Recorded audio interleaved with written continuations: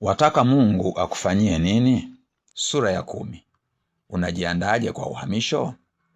Ili uhamisho, yaani mabadiliko, ya kunufaishe na uyafurahie, ni jambo muhimu kwako kujiandaa kiroho na kisaikolojia. Ni lazima uwe na utayari wa kuondoka kwenye comfort zone, yaani ukanda wa starehe kwa Kiswahili. Kwa hali ya kawaida, mwanadamu ni mwoga wa mabadiliko, hata kama ni yenye manufaa kwake. Hawezi kuchukuliana na mabadiliko, hasa yanapokuwa ya ghafla. Kwa namna fulani, mwanadamu ni kama chura. Inasemekana kwamba ukitaka kumuua chura kwa maji ya moto, usimtose kwenye maji yaliyo ya moto tayari, atashtuka na kuruka. Mweke kwenye maji ya baridi, kisha yachemshe taratibu. Kadiri yale maji yatakavyokuwa yanapata joto, taratibu atakuwa anajibadilisha kukabiliana nalo. Maji yale hatimaye yatakuwa ya moto kiasi kwamba hawezi tena kustahimili. Lakini atakapotaka kuruka hataweza, kwa kuwa atakuwa tayari amepoteza nguvu ya kufanya hivyo. Hatimaye atafia humo kwenye maji ya moto. Ili kupunguza mshtuko wa mabadiliko na kuwa tayari kuyakubali na kuchukuliana nayo, ya kupasa ufanye yafuatayo. Namba 1, chukia kubakia katika hali yako ya sasa. Kwa mujibu wa kitabu cha Kutoka sura ya 13 mstari wa 21 na 22, wana wa Israeli waliongozwa na wingu mchana, na wakati wa usiku waliongozwa na nguzo ya moto. Wingu liliposimama walibakia hapo hapo. Wingu lilipoanza kujongea, wao pia waliondoka walipo na kuanza safari.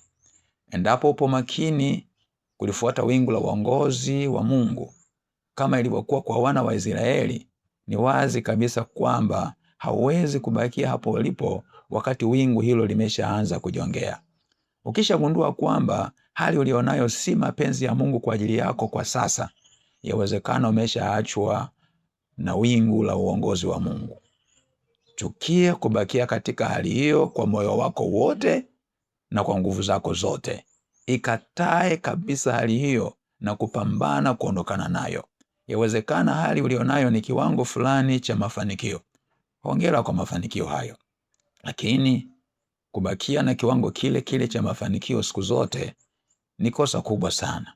Usikubali chochote kilicho chini ya kiwango cha Mungu kwa ajili yako kikuzuie kusonga mbele. Namba 2, chukulia kwamba kuondokana na hali ulionayo ya sasa ni jambo la lazima, sio muhimu tu. Namba 3, fanya bidii kujua uzuri wa kule uendako licha ya changamoto zake. Namba 4, zifahamu vizuri changamoto za kule uendako. Namba 5, jiandae kiroho na kisaikolojia kukabiliana na changamoto mpya na kuchukuliana na maisha mapya. Ukifanya hayo, utakuwa kama chura anayefia kwenye maji yanayopata moto polepole. Utakapokuwa umehamia kwenye maisha ya viwango vingine, hautatamani kurudi kwenye maisha ya kale, maana utakuwa umeshayafia maisha ya kale na kuwa mtu mpya. Hautakuwa kama wana wa Israeli waliokombolewa kutoka Misri, lakini walipokutana na changamoto njiani, walitamani kurudi utumwani Misri. Kwa nini? Kwa sababu walikuwa wamekombolewa, lakini walikuwa hawajabadilishwa fikra zao, au kwa lugha nyingine, walikuwa hawajafanywa upya akili zao. Sura inayofuata, yaani ya 11, inazungumzia kuhusu utayari wetu wa kulipa gharama za uhamisho. Endapo umebarikiwa na mafunzo ya kitabu hiki, tafadhali washirikishe na wengine.